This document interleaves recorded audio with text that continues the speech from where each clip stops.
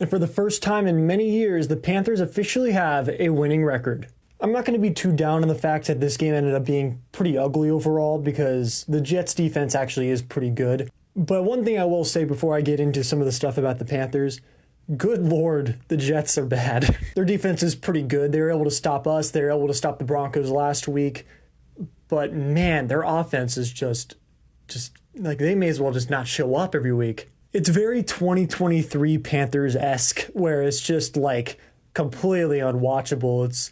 This was one of the few times where I just sat there when there was like a game-winning drive possibility for the Jets when they were down 7 points, where I had full confidence that they weren't going to be able to do it. And I was right, they didn't do it. This game was a very clear spotlight for some of our big players. J.C. Horn, Derek Brown, both of them were great today. Nick Scordon, he got 1.5 sacks, and all in all, he also made a lot of big impact plays for the team outside of those as well. Leggett had a pretty good game today. He had the game-winning catch at the very end, which very happy to see him rebound a bit after his pretty poor start at the start of the season. At the time of me recording this, I'm not sure what happened with Bryce Young. He had to leave the game due to an ankle injury, I believe it was.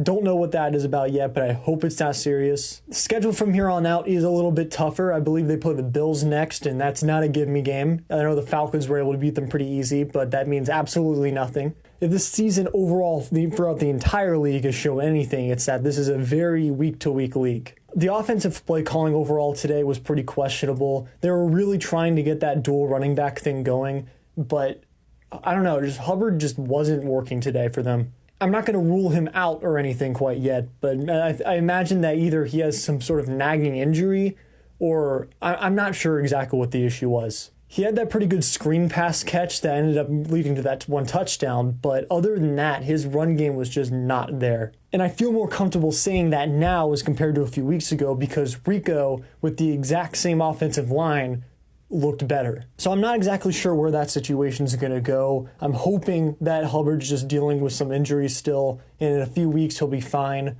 Same with Bryce. I'm hoping that he's going to be fine. But yeah, big shout out to Nick Scordon. He filled in really well for Pat Jones. Princely was able to get a sack today as well. I believe it was only a half sack, but he had a sack earlier on in the season too, so that's good. I believe today, and I think this is more because of the Jets being bad more than us playing really well today, but I think they more than their sack count for the season today, which, yeah, not looking good for the Jets this year. Last year, at this point, we were 1-6, so I'll absolutely take 4-3. Don't stop now. Don't take this moral victory as, oh, cool, we have a winning record. We can kind of ease off a bit. They have to keep moving. Don't just settle for, hey, we got something good to build off for next year. You got to keep moving because that's what attracts free agents. That's what gets people excited to play for this team, and you saw it with the defense today. They did not give up. They looked really good the entire way through, even though Jets offense not very good, but that's another story. That's all I'm going to say for today. See ya.